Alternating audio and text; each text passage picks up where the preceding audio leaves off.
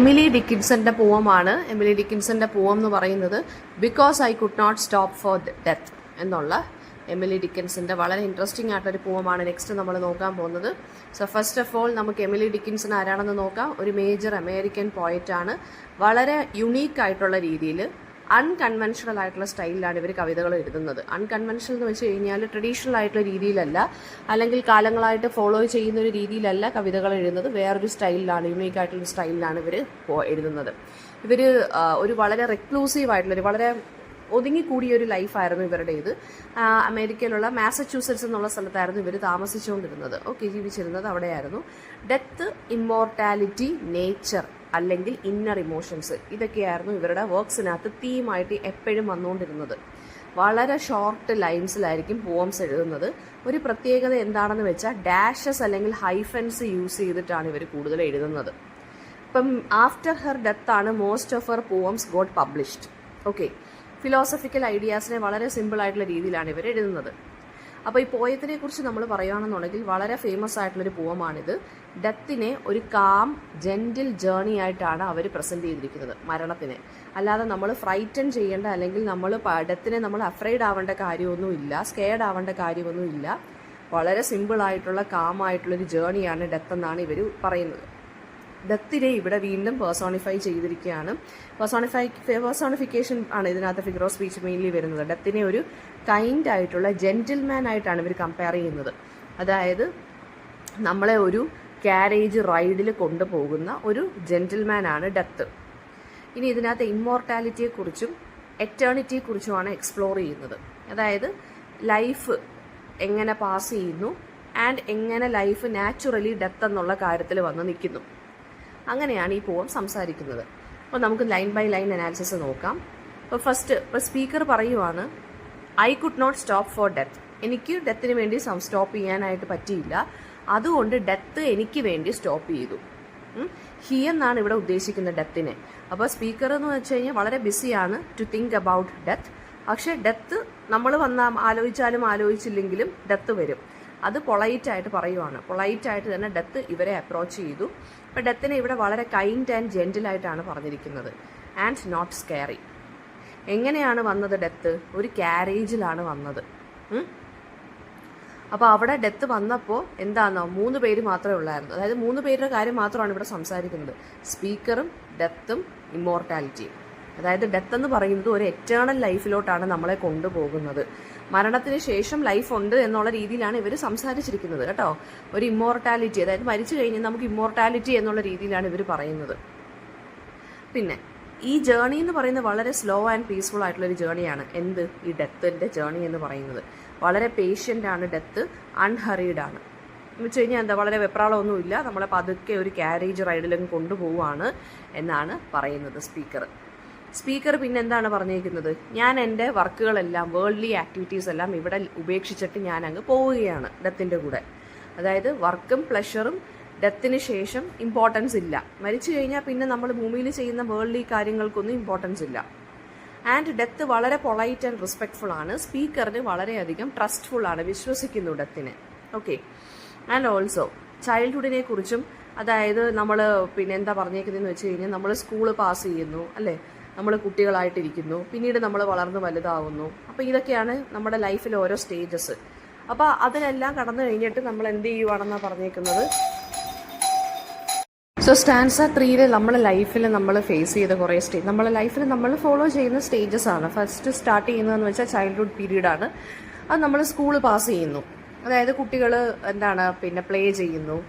And പിന്നീട് നമ്മൾ pass ചെയ്യുന്ന സ്റ്റേജ് എന്ന് പറഞ്ഞാൽ ആഫ്റ്റർ ചൈൽഡ്ഹുഡ് എന്ന് പറയുമ്പോഴത്തേക്കും സ്കൂൾ എന്ന് പറയുന്നത് ചൈൽഡ്ഹുഡിനെ റെപ്രസെൻറ്റ് ചെയ്യുന്നു. അതായത് ഡിഫറെൻറ്റ് ജേർണീസ് ആണ് നമ്മുടെ ലൈഫിൽ നമ്മൾ കടന്നു പോകുന്നത്. അതായത് നമ്മുടെ സ്റ്റേജസ് ഓഫ് ലൈഫിനെ കുറിച്ചാണ് സ്റ്റാൻസ 3 പറയുന്നത്. അപ്പോൾ ഫസ്റ്റ് സ്കൂളാണെന്നുണ്ടെങ്കിൽ രണ്ടാമത് പറയുന്നതെന്ന് വെച്ചാൽ ഫീൽഡ് ഓഫ് ഗ്രെയിൻ എന്നാണ്, പാടം. അത് കാണിക്കുന്നത് അഡൾട്ട്ഹുഡ് ആൻഡ് പ്രൊഡക്ടിവിറ്റിയാണ്. പിന്നീട് ശേഷം നമ്മൾ സെറ്റിംഗ് സണ്ണിനെ നമ്മൾ പാസ് ചെയ്ത് പോവുകയാണ്. സെറ്റിംഗ് സണ്ണിനെ നമ്മൾ പാസ് ചെയ്ത് പോവുക എന്ന് വെച്ചാൽ ആഫ്റ്റർ അഡൾട്ട്ഹുഡ് നമ്മൾ പിന്നീട് എന്താണ് സ്റ്റേജ് വരുന്നത്? ഓൾഡ് ഏജ് ആണ് വരുന്നത്. എന്ന് വെച്ചാൽ ലൈഫ് എൻഡ് ചെയ്യുന്നു. സെറ്റിംഗ് സൺ എന്ന് വെച്ചാൽ അസ്തമിക്കുന്ന സൂര്യൻ എന്നാണ് അല്ലേ. ആദ്യം നമ്മൾ ചൈൽഡ്ഹുഡ് പീരീഡ് സ്കൂളിൽ സ്പെൻഡ് ചെയ്യുന്നു നമ്മൾ.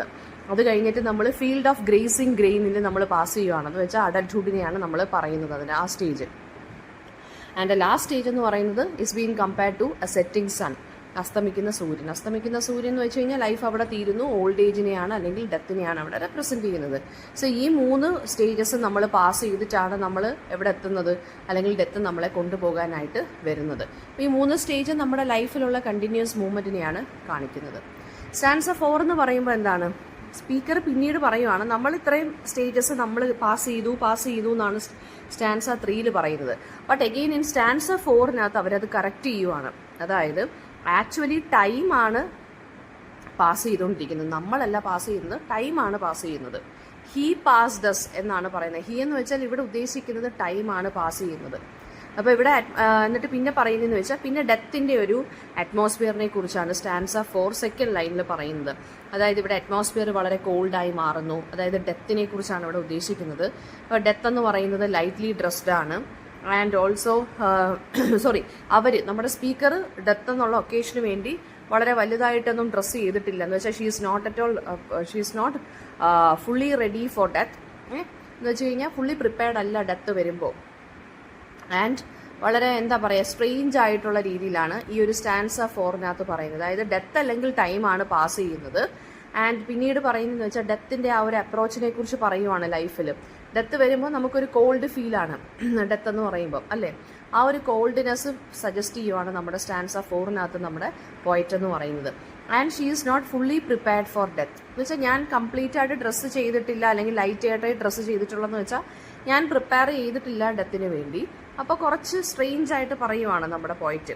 സ്റ്റാൻസ 5 പറയുന്നതെന്ന് വെച്ച് കഴിഞ്ഞാൽ ഈ ക്യാരേജ് വന്നു, വീടിൻ്റെ മുമ്പിൽ സ്റ്റോപ്പ് ചെയ്തു. വീടിൻ്റെ മുമ്പെന്ന് വെച്ചാൽ ഇവിടെ വീടെന്ന് വെച്ചാൽ ഹൗസ് എന്ന് വെച്ചാൽ ഇവിടെ കമ്പയർ ചെയ്തിരിക്കുന്നത് നമ്മുടെ കുഴിമാടം അല്ലെങ്കിൽ ഗ്രേവ് ആണ്. ഒരു ക്യാരേജ് വന്ന് നമ്മുടെ കുഴിമാടത്തിൻ്റെ അവിടെ വന്ന് സ്റ്റോപ്പ് ചെയ്യുന്നു, അല്ലെങ്കിൽ ഹൗസിൻ്റെ മുമ്പിൽ വന്ന് സ്റ്റോപ്പ് ചെയ്യുന്നു. അപ്പോൾ ആ ഹൗസിനെ അല്ലെങ്കിൽ കുഴിമാടത്തിനെ ഗ്രൗണ്ട് സ്വെല്ല് ചെയ്യുന്നതായിട്ടാണ് കമ്പയർ ചെയ്തിരിക്കുന്നത്. എന്ന് വെച്ചാൽ കുഴിമാടം എങ്ങനെയാണ് ഇരിക്കുന്നത്, മണ്ണെല്ലാം കൂടെ കൂട്ടിയിട്ട് ഇങ്ങനെ സ്വെല്ലിംഗ് ആയിട്ട് ആ ഗ്രൗണ്ട് സ്വെല്ല് ചെയ്തതുപോലെയാണ് ഇരിക്കുന്നത്, അല്ലേ? അപ്പോൾ ആ ബറിയൽ ഗ്രൗണ്ടിനെയാണ് ഇവിടെ പറയുന്നത്.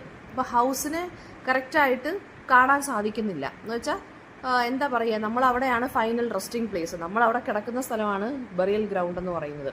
സോ അത് കംപ്ലീറ്റ് ആയിട്ട് നമുക്ക് കാണാൻ സാധിക്കില്ല, ബിക്കോസ് നമ്മൾ അതിനകത്താണ് കിടക്കുന്നത്, അല്ലേ? അപ്പോൾ ഒരു ക്യാരേജ് നമ്മുടെ ഈ ഹൗസ് എന്ന് വെച്ചാൽ ഇവിടെ ഉദ്ദേശിക്കുന്നത് ഗ്രേവ് അല്ലെങ്കിൽ ബറിയൽ ഗ്രൗണ്ടിൻ്റെ അവിടെ വന്ന് സ്റ്റോപ്പ് ചെയ്യുന്നു. എന്ന് വെച്ചാൽ ഡെത്ത് നമ്മളെ കൊണ്ടുപോകാൻ വേണ്ടി വന്നിരിക്കുന്നതാണ്. സ്റ്റാൻസ 6 പറയുന്നതെന്ന് വെച്ച് കഴിഞ്ഞാൽ സ്പീക്കർ പിന്നെ സംസാരിക്കുന്നത് ഡെത്തിന്, വാട്ട് ഹാപ്പൻസ് ആഫ്റ്റർ ഡെത്ത് അല്ലെങ്കിൽ ബിയോണ്ട് ഡെത്ത് എന്താണ് സംഭവിക്കുന്നത്. അപ്പോൾ സെഞ്ച്വറീസ് പോലും ഷോർട്ടായി ഫീൽ ചെയ്യുവാണ് ഡെത്ത് അപ്രോച്ച് ചെയ്യുമ്പോൾ, അല്ലെങ്കിൽ നമ്മൾ മരിച്ചതിന് ശേഷം. അല്ലാതെ അവർ പറയുന്നതെന്ന് വെച്ചാൽ ഇമ്മോർട്ടാലിറ്റിയെ കുറിച്ചാണ് സംസാരിക്കുന്നത്. അതായത് ഈ ജേർണി എന്ന് പറയുന്നത് ഇറ്റ് ഈസ് ഓൾവേസ്, ഈ ഡെത്ത് അല്ലെങ്കിൽ നമ്മുടെ ലൈഫിൻ്റെ ജേർണി എന്ന് പറയുന്നത് ഡെത്ത് കൊണ്ട് അവസാനിക്കുന്നില്ല, it just continues after that. ആ കണ്ടിന്യൂ ചെയ്യുന്നത് എന്താണ്, we are heading towards eternity അല്ലെങ്കിൽ ഇമ്മോർട്ടാലിറ്റി എന്നാണ് പറയുന്നത്. ലൈഫിൻ്റെ ഒരു സ്റ്റേജ് കഴിഞ്ഞു, ഡെത്ത് വരുമ്പോൾ അത് കഴിഞ്ഞിട്ടും എന്ത് ചെയ്യുവാണ്, ആ ജേർണി കണ്ടിന്യൂ ചെയ്തുകൊണ്ടിരിക്കുവാണ്. ആ ജേർണിയെ ഇവരെന്തെന്നാണ് വിളിക്കുന്നത്, എറ്റേണിറ്റി അല്ലെങ്കിൽ ഇമ്മോർട്ടാലിറ്റി എന്നാണ് വിളിക്കുന്നത്. അതായത് ഡെത്ത് എന്ന് പറയുന്നത് നമ്മുടെ ജീവിതത്തിൽ ഹാപ്പൻ ചെയ്യുന്ന ഒരു വലിയ ട്രാൻസിഷനാണ്, ഒരു ട്രാൻസിഷണൽ സ്റ്റേജാണ്, ഒരു മാറ്റത്തിൻ്റെ ഒരു സ്റ്റേജാണ്. അത് കഴിഞ്ഞിട്ടും ജേർണി ഉണ്ട്. ആ ജേർണിയാണ് ഇവർ എറ്റേണിറ്റി അല്ലെങ്കിൽ ഇമ്മോർട്ടാലിറ്റി എന്ന് വിളിക്കുന്നത്.